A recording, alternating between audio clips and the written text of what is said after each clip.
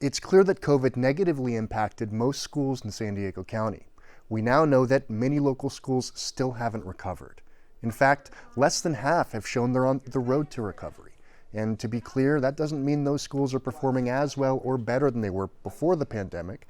It just means that school performance has been improving over the last 2 years.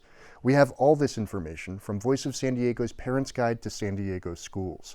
The guide is chock full of useful data, breakdowns, and stories, all meant to help parents more easily navigate the messy world of education.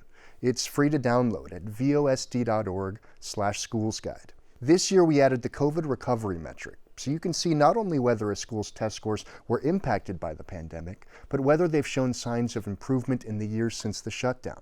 Taken all together, the data shows that the shadow of the pandemic is long. Students, families, and the schools that serve them will likely be working for years to come to dig out of the learning loss hole. That's bad news because the halcyon days of school funding are over.